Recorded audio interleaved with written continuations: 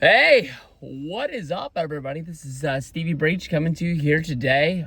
This week, started the new job slash old job. Here I am, same spot, same spot I made that old WWE Doritos video, where I ended up winning that commercial or skit contest where I got to make that video with the Bellas, Dolph Ziggler, and Alicia Fox with Josh Matthews. I'm guessing that was like 2012, maybe 2013. Years and years and years ago. Job's pretty hard, but it's pretty fun. It's definitely busier than the last store that I was at. So jokes on me for asking to come back. But Monday Night Raw. It's going to be a big one. This, of course, is coming to you live from Madison Square Garden. It's going to be one of the last Monday Night Raws this is the very last Monday Night Raw for John Cena. John Cena surprised the world by winning the Intercontinental Championship on Monday Night Raw. This was something that was rumored quite likely for at least the last 3 months. That he was going to fight Dom. Some people said it was going to happen at Survivor Series. Some people, called their shot and said it was going to happen on this edition of Monday Night Raw. And then some people thought that he would lose it to Sheamus at the Madison Square Garden show, then going on to Survivor Series, where he would fight in the War Games match.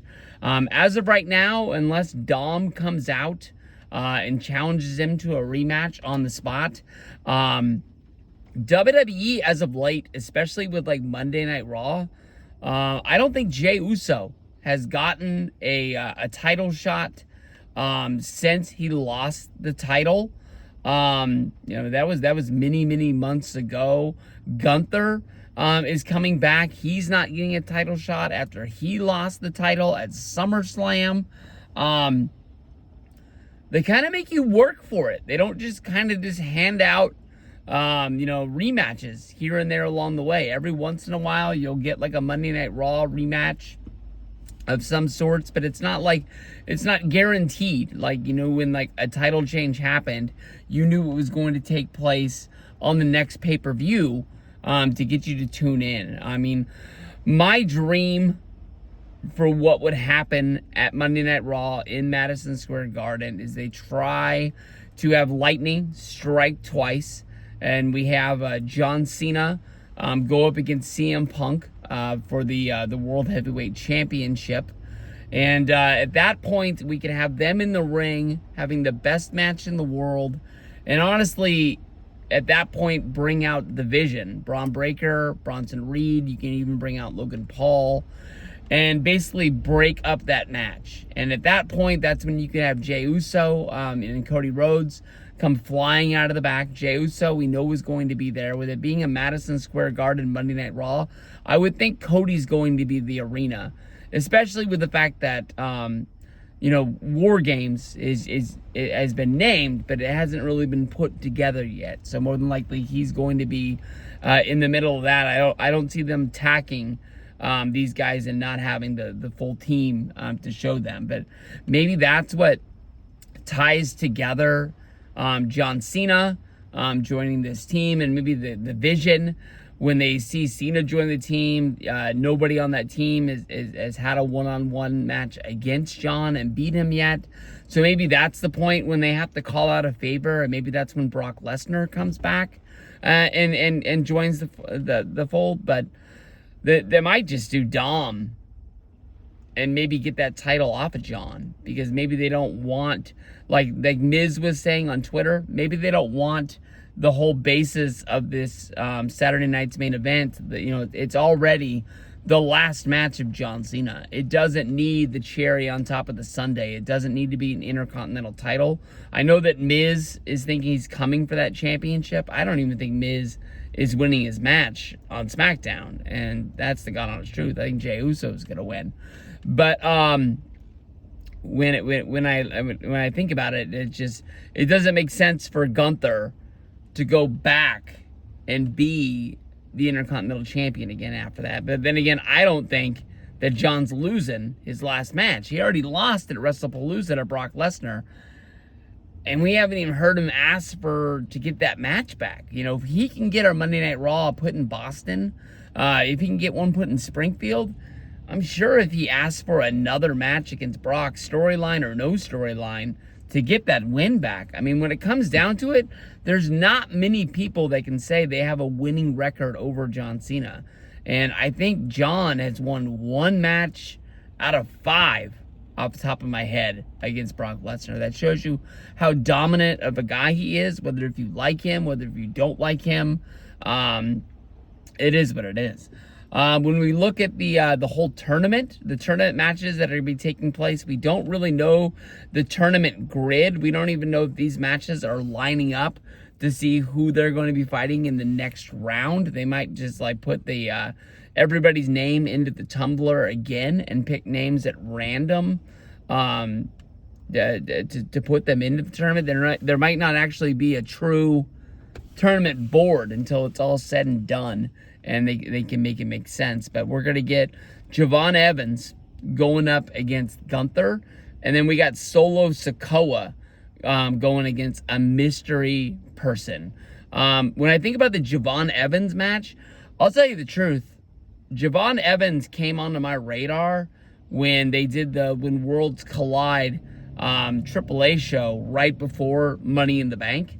I wanted to watch that show, not because I'm a Mexican luchador fan or anything like that, but I thought with the fact that they were promoting it, it was free on YouTube, there was going to be a lot of WWE focus on that show. I thought that something that was going to happen on that show that was going to be monumental, that you didn't want to miss. And in the end, it was a good show, but it honestly hurt me watching Money in the Bank because there's only so many hours in a day that you can realistically watch wrestling and be involved in what you're watching. But when I was watching that show, Javon Evans, I think he was involved in like some sort of a multi-man match. I think it was like a 4-way. And he was like the one guy I pointed at. And I was like, who is that guy? That's the guy that I want to know who it is. And immediately I go out and I try to find like what his rookie card is. And I go and I look and it's a Panini Select that came out at the end of last year. That's the same set that is going crazy because it's got Jacob Fatu's first card. It's got Stephanie Vakir's first card. Panini honestly did they basically did the whole wrestling card hobby dirty. They just went out of their way, and anybody that they could make a card for, they made a card for. So they would be hosing tops. If you've noticed in this year's tops, you buy the tops now. It's got the Logan Paul. It's got the member of the MFT, the Hikuleo, or I think is what his name was when he was in New Japan. But he's like the taller brother that's in there. He got his first Tops Now card. And then when you look at like Tops Finest, I think it had Julia's first card. And then the one girl who just won the Evolve championship that is like brand new. She ended up taking Logan Paul's place in that set. But the rookies are scarce. I mean, there's just nobody to make cards of that haven't had a card before. So we're getting close to the end of the year. It's weird with sports cards. That doesn't mean that the 2025 year of cards will go away. For some reason, the cards can go into like April before like they start calling them 2026s. I don't really know how that works, but if you're a true rookie card collector, that's something that you need to know. But just get back on pace. But you know, Javon Evans, he's not a guy that I'm going out of my way to watch NXT to check this guy out, but I know that he's going to be somebody sooner than later. I've seen him like throughout the Invasion. He was involved in some of the matches there. I believe he wrestled on a TNA pay-per-view.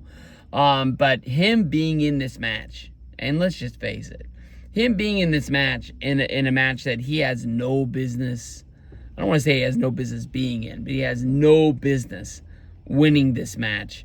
Gunther is coming in. Gunther is the true favorite to win this tournament. Before we even knew that there was a tournament for John's last match, I think Gunther was the one guy that everybody was pointing at, that he's going to come back, he's going to have this match, and he's going to get this moment where he just retires legend after legend. If you remember last July, that's when Gunther had the match on Saturday night's main event, where it was Goldberg's last match, and Goldberg got beat.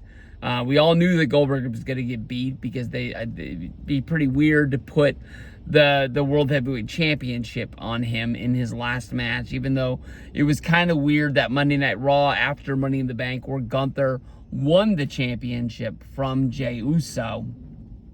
But I don't know. This honestly should be a really, really good match. Obviously, Gunther has to come back. First time we've seen him since SummerSlam. He needs to come back. He needs to be strong. But I think that Javon Evans is going to hit some moves. I think this is going to be his first time that he's wrestled on Raw. So, I mean, they're going to make him look cool, but I think he's definitely going to take the loss. He's getting the shock factor of him being involved in this tournament. We haven't really had a shock to see what's going on Friday. I believe we're going to get Joe Hendry coming in from TNA, and I think the reason why they did that was the fact that if they would have said his name and not been a thing, Joe Hendry would have been forced to appear, and he probably wasn't even there, let alone what were they going to do, just have him pop up and be like, yeah, I'm in the tournament, I'll see you next week, when Nick Aldis was doing it. Now, when you look at the upcoming Mondays matches that were named, you've got Solo Sikoa from SmackDown going up against another mystery person. With this mystery taking place in Madison Square Garden in New York, I'm going to go out on a limb. I mean, I know everybody is looking for Edge or Jericho, and this is Madison Square Garden. This is the Mecca, baby. This is the birthplace of the WWF that became the WWE. They don't really use it as much as they used to back in the golden era, but it looks like they've started using it again, because they don't want Ring of Honor or New Japan or AEW running a show there and sort of getting that spectacle. For a long time, they just ran Barclays because it was newer, it was cheaper, you don't have to pay the union fees for all the workers in there and things like that. But I think they've gotten to a point where they're always looking to make more money, but they can spend some money and know that those ticket prices aren't going to take that big of a hit. But who I'm looking to face, Solo Sikoa, is Matt Cardona. I think everybody remembers Survivor Series 2011, where basically The Rock and John Cena teamed up, and at the end of it, I think The Rock turned on John Cena, leaving him laying, and then The Rock got on the mic to send all the fans happy, and the fans just revolted. We want Ryder. We want Ryder. They weren't talking to John Cena. They were talking to The Rock. They wanted the hometown hero from Long Island. I understand that Zack Ryder is dead, but this is the Ryder Revolution. I mean, Matt Cardona as well as Chelsea Green have made no secret to the fact that they want to be together during their marriage. I think that Matt Cardona has a lot of fun doing their Major Wrestling Figure podcast. I think he has a lot of fun doing the indies, but I think he would be more happy getting a travel schedule with his wife, being in the WWE. Doesn't matter if if he comes in and he gets over it, he could force them to put him in a spot where he's going to be, doing well. But I mean, if you remember the last run, besides for the surprise WrestleMania 32 Intercontinental Championship, even if it only lasted, 24 hours until he was beat by The Miz and Maurice the next night on Raw, I can see him being a guy. He doesn't want to be teaming up with Mojo Rawley. So, I mean, unless you bring Myers back, who I don't think is leaving TNA, the tag titles don't make a lot of sense. But they could find somebody for him to work with. I think he would do it, even though he didn't have the most fun with the Hype Bros, but I think he thought he was doing what he needed to do to continue his career, because nothing was really working or connecting. So I mean, that took a lot for an aged veteran to go back to NXT and run it. Of course, they got, brought up to the main roster. They pretty much broke up almost as fast as they could. I think Mojo got hurt. Mojo came back. They used that opportunity for him to turn. They did the Ryder versus Mojo match. I don't remember it being that good, but I was there for it. But other than that, I just don't see them, doing a surprise unless it's somebody like Randy Orton. But I mean, they're already putting some other names in there. I mean, they have a returning Gunther, and they told us that he's going to be there. So why would they keep Randy Orton a surprise, even though we got the one match at Backlash when they were in San Diego right after WrestleMania? I think he's a guy that a lot of people want to see another match. We saw one CM Punk match. Well, we want another one. We're never going to be happy with what we got. So, I'll tell you the truth. If Cardona comes in, I think he could beat Solo. Even though the NFTs are on a little bit of a push right now, I think it makes sense for him to get the win and go to the second round. It definitely would show a lot of working together with guys from the indies that know you go there. You're not just going there straight to do a job. I think it would be something that would be remembered for a long time. But as a Solo Sikoa fan, Solo needs a win. That's the best way there is to put it. He needs a win. So that's what I'm looking forward to. Looking for a Gunther win. Probably looking for a Matt Cardona win. And just going on and seeing what's up with this tournament. We got to find out on SmackDown what's going to be happening on the next SmackDown, so we can finish this first round. More than likely, when we're watching Raw, they might tell us, because they want to advertise what's going on for the next week, even if we don't know what's going on with those last seeds. Maybe we'll know watching Monday what's going to be happening with this tournament. So, all right, peace out. Gunther is the favorite, but WWE, anything can happen.